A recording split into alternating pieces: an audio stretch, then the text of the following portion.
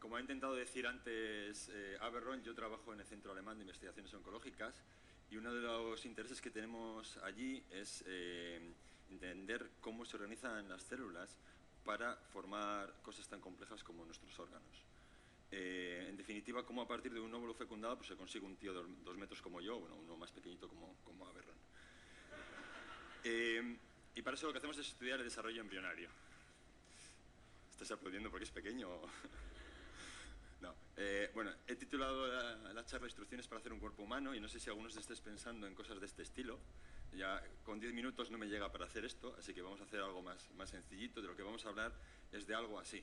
No sé si lo podéis ver muy bien. Estos son células madre embrionarias humanas. ¿Qué es esto? Son células que han sido extraídas de un embrión sobrante de la fecundación in vitro y han sido puestas en una placa de ensayo. Y eso, las células en sí son esa pelota que veis en el centro de células desorganizadas.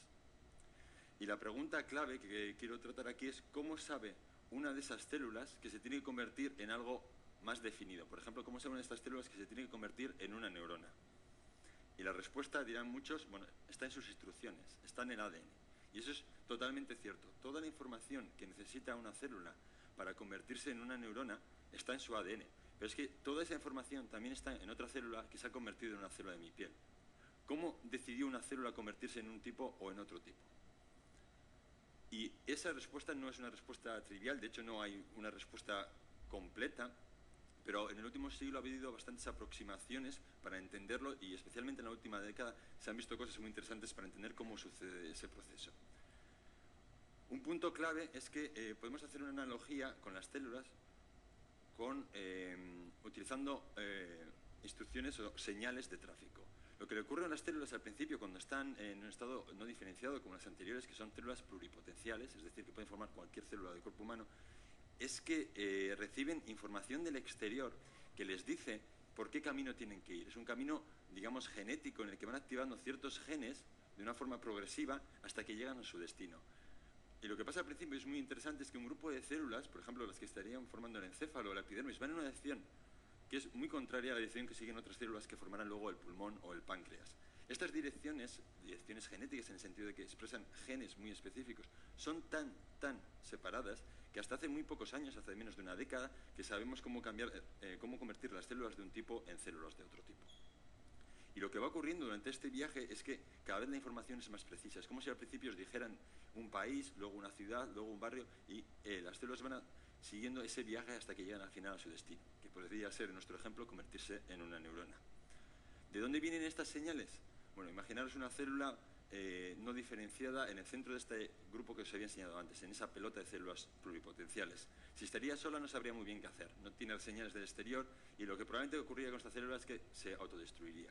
Pero lo que ocurre en realidad es que tiene otras células alrededor que se comunican con ella mediante diferentes mecanismos. Uno de ellos es las señales moleculares que se distribuyen a corta distancia, como en este caso, o a más larga distancia.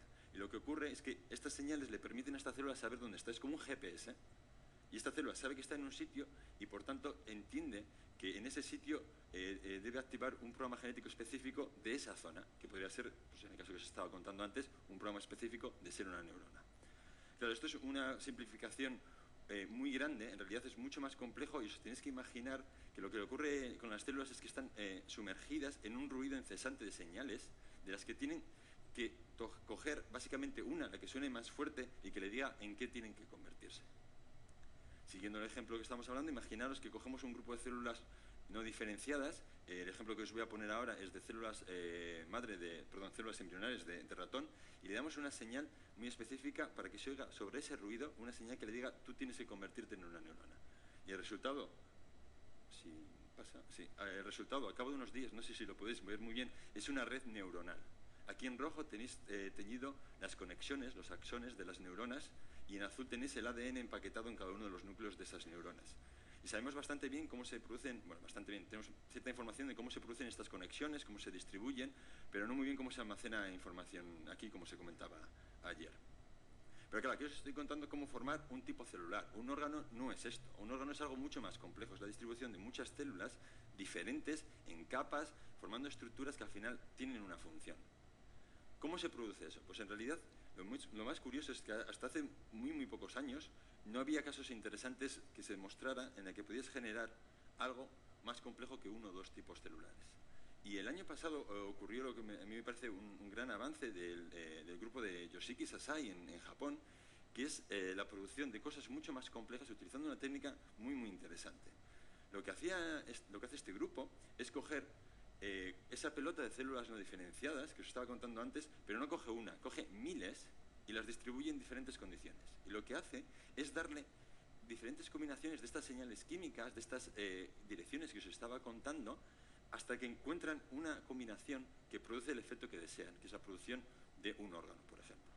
Es un ingente trabajo hasta que encuentran una combinación adecuada, es básicamente decodificar las instrucciones de dónde tiene que ir esta célula, y cuando lo consiguen, en este caso pasaba algo muy interesante. Al cabo de unos días salieron unas estructuras que tenéis teñidas en verde, que son parecidas a unas orejas, y que al cabo de otros días más, específicamente al cabo de 9 días, ellos cortaban y teñían de una forma muy específica y tenían esta estructura.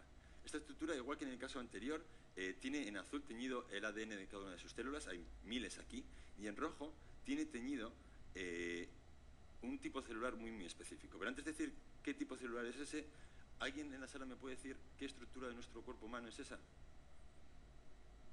Un riñón dicen por ahí, ¿a alguien más se le ocurre otra estructura? Ojo, oído. Sí, eso es un ojo. Eso es la cuenca ocular. Estáis viendo una sección, en realidad forma una estructura igual que una cuenca ocular.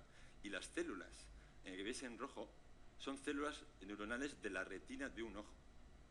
Pero no solo eso, estos investigadores demostraron que no solo se formaba una estructura igual que un ojo o que tenía células de la retina, es que muchas de las células de las capas interiores y exteriores son las células que específicamente encontramos en una retina y que posteriormente podían cortar y poner en un cultivo e intentar madurar mucho mejor.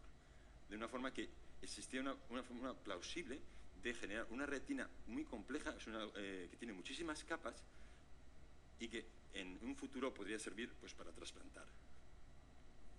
Y una de las cosas más interesantes que sale de este proyecto y de otros similares es que lo que da a entender es que una vez que encuentras la forma adecuada de que las células vayan en una dirección, aparece una autoorganización, ellas mismas se autoorganizan y se distribuyen de una forma adecuada, indicando que que las células tienen esa misma capacidad dentro de sí mismas, que son capaces de seguir unas instrucciones más o menos vagas y luego continuar durante el proceso de diferenciación. Es como una especie de efecto dominó en el que tiras la primera ficha y una vez que has encontrado el punto adecuado para tirar la primera ficha, el resto va rodado. Como si esto será así para todos los órganos o todas las regiones celulares, perdón, todas las regiones, todos los tejidos, no está claro, pero bueno, es una idea muy prometedora. Si cogemos estas ideas que os estaba contando hasta ahora y las volvemos a nuestro grupo de células madre, entonces tenemos que darle una señal a estas células muy potente que se escuche por encima del ruido. En este caso le vamos a dar una señal que les diga a estas células que tienen que convertirse en células del corazón.